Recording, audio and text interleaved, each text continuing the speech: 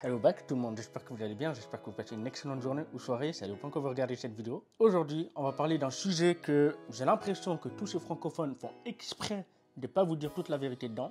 Je ne sais pas pourquoi, mais peu importe. Aujourd'hui, le sujet c'est qu'est-ce que c'est Shopify Payment, à quoi ça sert, pour qui c'est utile et pour qui ce n'est pas.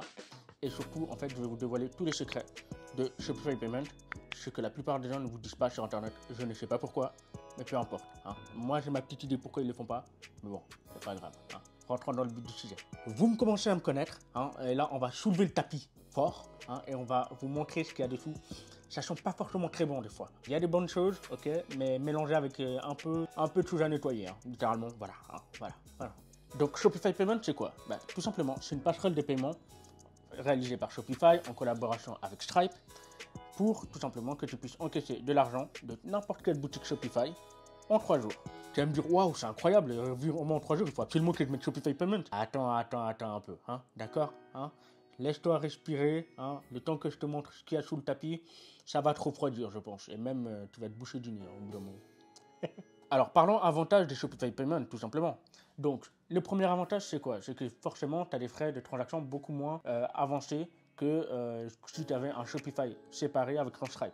Il faut savoir que justement, quand tu avais un Shopify plus Stripe, tu avais 2% à 2,9% pour Stripe et 2% pour le Shopify, en tout cas si tu as l'abonnement de base, et tu avais moins si tu avais tout simplement un abonnement supérieur.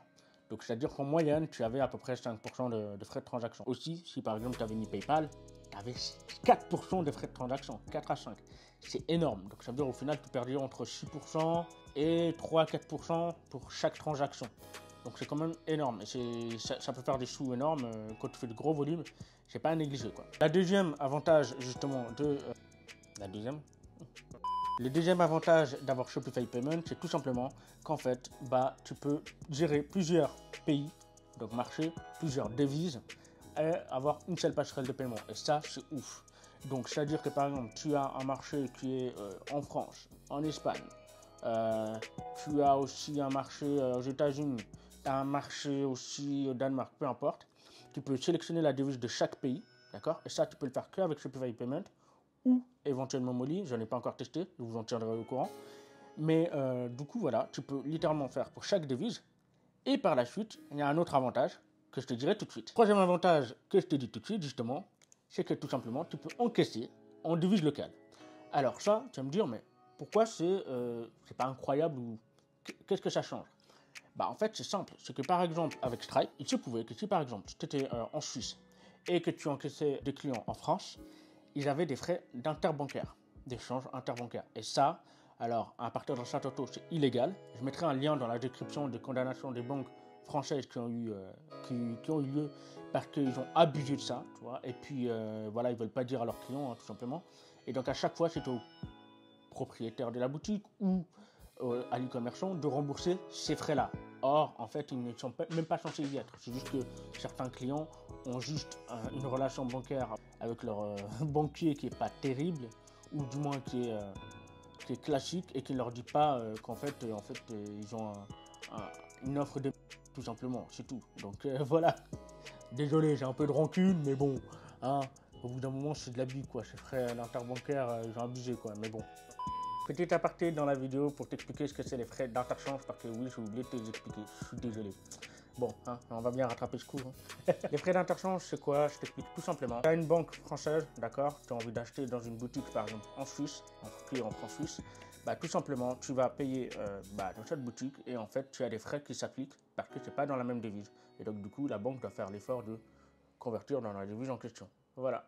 Concrètement, quand tu payes des euros et tu as des euros en face, il n'y a pas de frais d'interchange que tu dois avoir. Eh ben non, hein, les banques ont décidé autrement. Hein. Et donc, les banques françaises, en tout cas, ceux que j'avais mes clients, je ne vais pas citer les noms parce que forcément, ça variait beaucoup. Mais du coup, voilà, en fait, il y avait des frais en plus qui s'appliquaient. Par exemple, j'avais la transaction initiale de la commande, plus la transaction d'interchange, de frais d'interchange. Et le pire dans tout ça, c'est qu'ils n'avaient pas mis leur nom. Non, ils n'avaient pas envie. Ils ont mis le nom de notre boutique, comme quoi on avait soutiré de l'argent, alors que pas du tout. Sur notre Stripe, il n'y avait rien, ça ne faisait rien, on n'avait que la transaction initiale, mais pas de frais supplémentaires. Mais bon, c'est comme ça, qu'est-ce que tu veux que je dise? Et le pire dans tout ça, je ne sais pas pourquoi, mais avec les banques belges, j'ai jamais eu ça. Jamais. Tous les clients belges n'ont jamais eu ce problème. Tous les clients canadiens n'ont jamais eu ce problème. Il n'y a que les Français qui ont eu ce genre de problème. Oh, comme c'est bizarre. Bizarre, bizarre. Allez, on retourne dans la vidéo. Bref, peu importe. Bref, en tout cas, si tu as des pays, par exemple, comme la Suisse, où tu as un Stripe, par exemple, américain, et que tu essaies d'encaisser en Europe, il se peut que tu as des frais d'interchange interbancaire. Et c'est relou. Voici donc les avantages de Shopify Payment. Il y en a aussi un quatrième... Ah non. Oh là là, celui-là, il avait vraiment de la rancune, je sais pas pourquoi. Donc, quatrième avantage, justement, de Shopify Payment, c'est tout simplement qu'en fait, il y a des moyens de paiement directement intégrés dedans, sans faire du code, juste à cliquer dedans, et c'est bon. C'est le cas notamment avec Klarna et notamment le bon contact. Le bon contact, Klarna, normalement, tu dois mettre du code, tu dois demander des admissions, tu dois passer des trucs de sécurité, machin et tout. Bah, comme tu es déjà intégré dans Shopify Payment, donc tu as déjà passé le step de sécurité déjà le plus strict, bah, tout est bon, tout est en vert pour toi et puis tu peux directement installer dans ta boutique sans aucun problème. Ah bon, hein, en espérant que j'ai pas omis d'autres détails. Hein. Continue la vidéo. On passe directement aux inconvénients et là, ça sniffe, ça pue, ça aime. Le premier inconvénient des Shopify Payment, et ça parle que des gens qui ont eu l'expérience avec. Donc, Shopify Payment, tu peux que le relier avec ta banque de ton entreprise locale. C'est-à-dire, je donne un exemple. Soit tu as une entreprise en Angleterre, par exemple, tu peux que la relier avec une banque anglaise. Idem si tu as une banque, peu importe, tu as une entreprise qui est basée en France ou du moins ton adresse de domiciliation est en France, bah, tu es obligé de travailler avec une banque française et d'encaisser sur cette banque française. Et ça, c'est relou, évidemment, parce que évidemment, vous connaissez ces banques, elles sont très frileuses, elles ne sont pas forcément à jour au niveau de la technologie, au niveau de comment ça fonctionne l'e-commerce, et puis peuvent vous bloquer à tout moment pour des transactions qui sont plutôt courantes. Donc voilà, ça c'est un gros inconvénient, donc ça veut dire que vous ne pourrez pas travailler avec des Revolut business ou des N26 business à condition d'avoir une entreprise anglaise ou une entreprise allemande. Le troisième inconvénient que la plupart des gens ne vous disent pas parce que forcément ça leur fait perdre des commissions, ouh j'abuse là, en fait c'est tout simplement que c'est une dépendance accrue à Shopify, c'est logique. C'est-à-dire que si par exemple tu as déjà des problèmes avec Shopify ou tu n'as pas une bonne relation avec Shopify, moi ça va, heureusement ça se passe très bien et j'ai jamais eu de soucis, mais ça peut arriver qu'il y en a qui ont des balles perdues, ou il y en a qui ont vraiment des vraies balles parce qu'en fait ils ont abusé, on fait n'importe quoi, mais bon, c'est pas grave, on va pas parler de ça. C'est qu'en vrai, en fait, tout simplement, si y a une dépendance accrue à Shopify et t'as une merde, bah tu perds tout, tu vois, tu perds ton Shopify plus ta passerelle de paiement.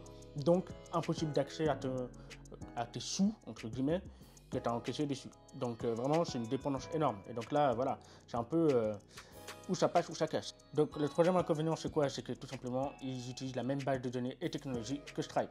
Donc forcément, si tu as une mauvaise relation avec Stripe, ne te doute pas que tu vas jamais pouvoir passer sur Shopify Payment. C'est logique, c'est évident. Donc voilà, hein, c'est juste ça, c'est qu'il faudra faire super attention, avoir de bonnes relations et toujours être carré, ce qui est normal en soi. Hein. Être carré, après certains ne le sont pas, mais enfin c'est leur problème.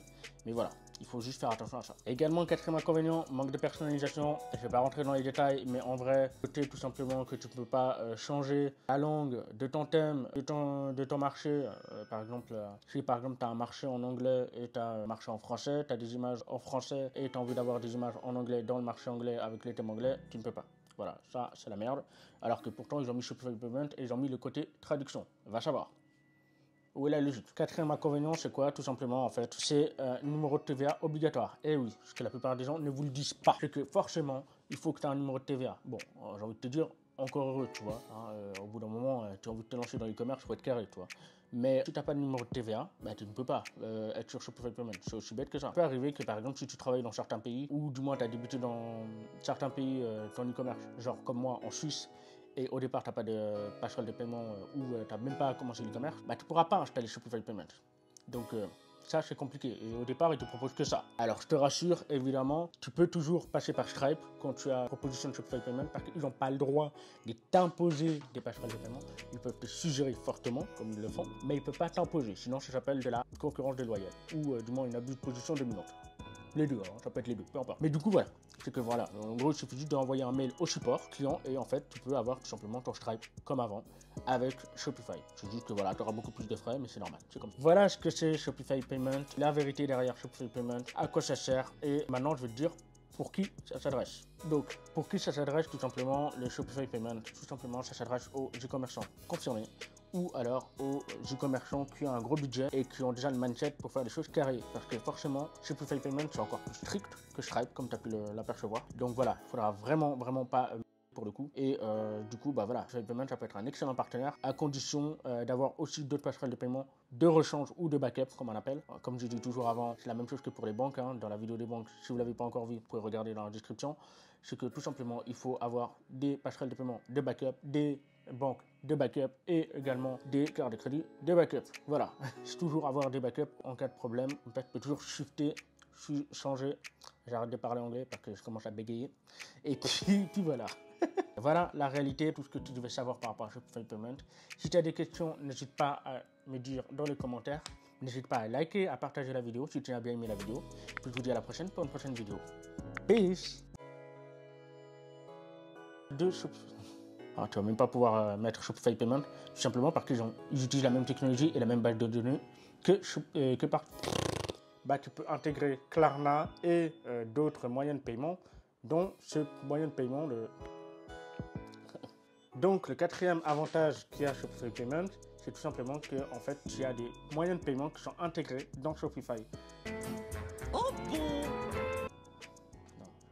De Shopify Payment, c'est tout simplement qu'il y a par exemple des moyens de paiement qui sont intégrés directement sans code, notamment Shopify Payment.